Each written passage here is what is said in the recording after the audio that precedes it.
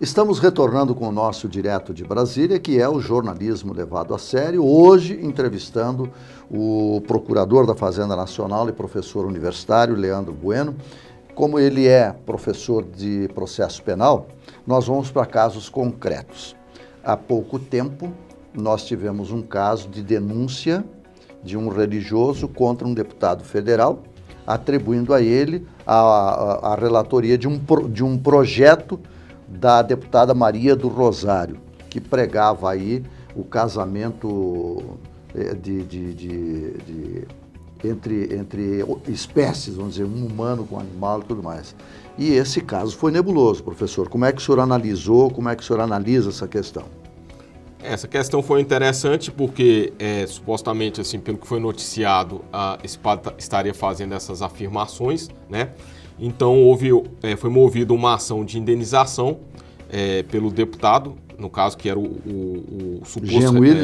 que está, segundo a notícia, seria o suposto relator desse projeto.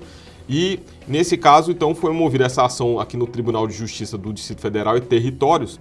E o que acontece em situações como esta?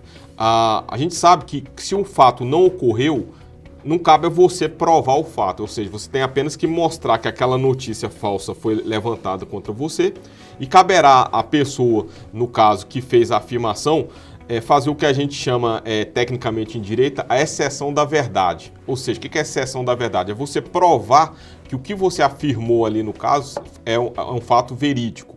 E nesse caso aí, como não havia de fato esse projeto foi uma invenção, no caso, lançada contra esse deputado. Casamentos homoafetivos com outras espécies, também é um negócio de louco, né? Já seria barrado logo imediatamente ali na Comissão de Constituição e Justiça. Mas de qualquer forma, houve então essa indenização em R$15 mil, né? A ação ainda não se encerrou porque houve recursos, né? Mas possivelmente essa sentença eu creio que deverá ser mantida, né? Até porque o fato era inverídico, né? E em virtude disso, talvez a discussão que haja ainda seria apenas a relação que a gente chama o quanto de beato, ou seja, o quanto devido, né, dessa indenização. Que aí caberá a análise do caso, a repercussão dele, o juiz analisar um valor que ele entenda como satisfatório para a reparação do dano sofrido na imagem do parlamentar. Isso é um caso concreto de um projeto inventado por alguém, de autoria de uma deputada que existe, que atua na Câmara, a deputada Maria do Rosário, e atribuído a relatoria a um deputado que também existe, que está aí atuando. Quer dizer, são fatos muito concretos, fáceis até de serem apurados.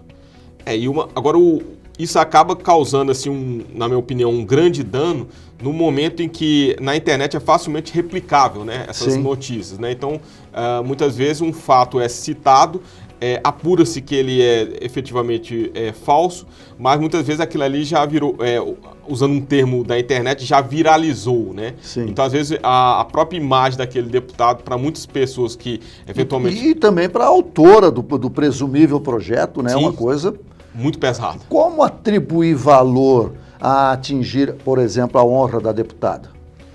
Essa é uma das questões, assim, não há na nossa legislação um parâmetro, digamos. A gente fala que na nossa legislação o dano moral não é tarifado, né? Alguns até defendem dessa forma. O que seria o tarifado? É você colocar assim, por exemplo, a honra, calúnia, tantos R$1.000, injúria, difamação, tanto, né? Então, assim, em virtude disso é que cada caso é analisado particularmente, e nesse sentido é difícil você falar assim, num valor. Então, assim, caso você não concorde com o montante que o magistrado fixou, cabe apenas o recurso, no caso, né? Pois é. Nós vamos citar um outro caso também, e envolvendo desta vez um colega de profissão. Um jornalista teria divulgado uma notícia de envolvimento do juiz Sérgio Moro, de que eles teria promovido desvio de recursos na prefeitura de Maringá, no Paraná. É um fato grave porque ele atribuiu isso a um juiz. Isso aí, tecnicamente, a gente diria, no caso, assim, da forma como foi noticiado, houve uma calúnia, né? O que é uma calúnia? É você atribuir um fato que, pela nossa legislação, é considerado como um crime. Se você alega, por exemplo, que alguém desviou o dinheiro público de uma prefeitura, em outras palavras, você está dizendo que aquela pessoa cometeu o crime de peculato, que está lá no artigo 312 do Código Penal. Então, em virtude disso, sendo falso esse fato, então está caracterizado ali um crime de calúnia. Nesse caso aí, então, ele poderia, eventualmente, tendo falado efetivamente essas informações acerca do magistrado, ele poderia ser tanto processado criminalmente, né, no crime de calúnia, como também na parte da área civil, que foi, no caso, o que aconteceu, a indenização que foi movida pelo juiz, né? Mas o infrator aqui levou 10 meses e 10 dias de detenção por calúnia e difamação. Pois é, porque no caso foi movido um processo criminal e um processo civil.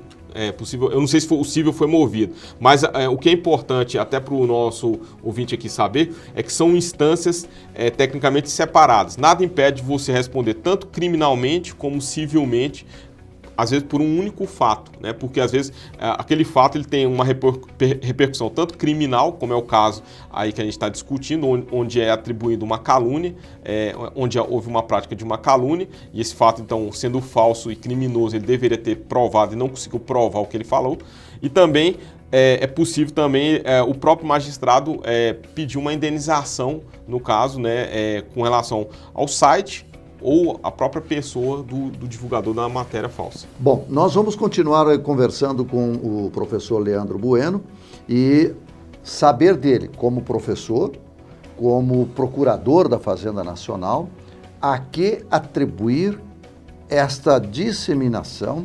Ela é resultante de quê? Qual é o papel da educação da população para ter noção exata dos atos que estão cometendo e usando a internet? Nós já voltamos.